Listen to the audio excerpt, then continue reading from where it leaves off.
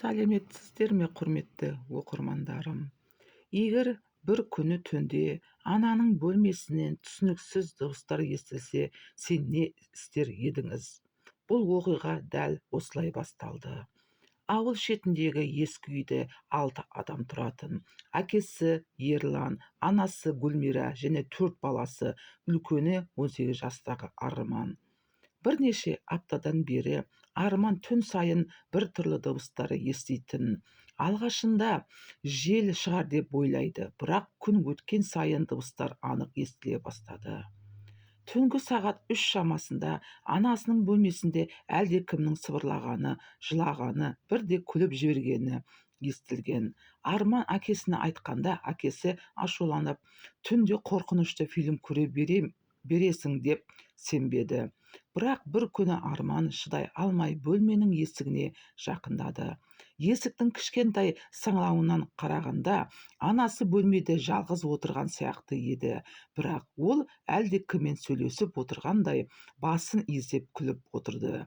Кенет анасы ешкім жоқ бұрышқа қарап, тыныш, балалар оянып кетеді деді. Арманның денесі мұздап кетеді. Келесі күні ол анасын бақылай бастады. Күндіз бәрі қалыпты. Анасы бұрынғыдай күліп тамақ дайындап, балаларға қамқор болатын. Бірақ түн түссе салысымен бәрі өзгеретін. Бір түні Арман анасының соңынан білдірмей ереді. Анасы ауладағы ескі сарайға кіреді. Арман терезеден сығалап қарағанда, анасы жердегі ауыр темір қақпақты ашып, төменге қараңғы жертөлеге түсті. Ол бұрын бұл жертөле туралы ештеңе білмейтін. Жүрегі дүрсілдеп бірнеше минут күтті. Анасы жоғары көтерілген соң ғана Арман жертөлеге түсті. Төменде дымқыл иіс мүңкіп тұр. Қабырғада ескі шынжырлар, сынған орындық, ал ең соңында қараңғы бұрыштан әлсіз дауыс шықты. Көмектес, көмектес, көмектес деп.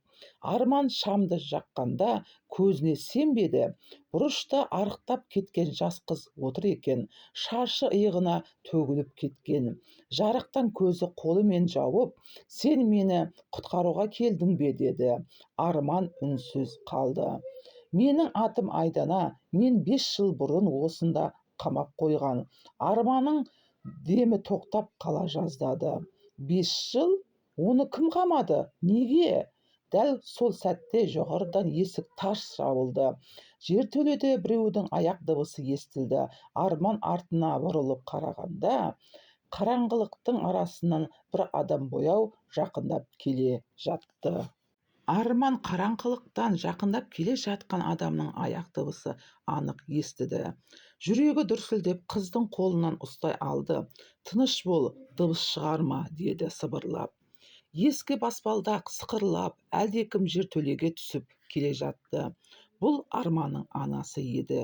Оның қолында майшам бар. Анасы айналаға көз жүгіртіп, мен біреудің түскенін сездім деді. Арман ескі шкаптың артына тығылып қалды. Қыз болса қорыққанынан дірілдеп отырды. Анасы қыздың жанына келіп, сен ешкімге ештеңе айтпайсың, тағы біраз ғана қалды деді де алдына бір тілім нан мен су қойды да шығып кетті. Арман күннің бәрін көріп, анасына мүлде сенбей қалды. Анасы жоғары көтеріліп кеткен соң Арман қыздан бәрін сұрады. Мені ұрлап әкелген жоқ, мен өзім келгенмін деді қыз. Арман таңғалып қалды. Қалай өзің келдің? Қыз ауыру күрсінді. 5 жыл бұрын мен психолог іздеп келдім. Жаным қатты қиналып жүрген.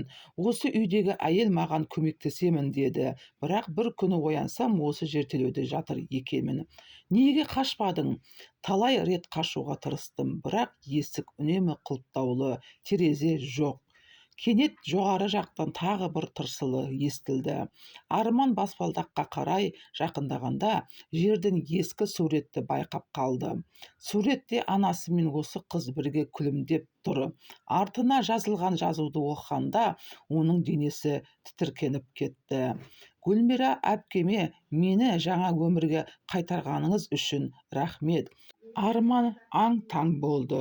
Егер анасы оны құтқарған болса, онда неге 5 жылдан бері жертөледе ұстап отыр? Сол сәтте жертөленің шамы өздігінен сөніп қалды. Қараңғылық орнады. Қыз үрейленіп, ол қайта келді деп сыбырлады. Ал қараңғылықтың арасынан бөтен ер адамның ауыр тынысы естіле бастады. Жалғасы бар. Міне, құрметті оқырмандар, тіркелмеген болсаңыз тіркеліп, лайк басып, қолдап кетіңіздер.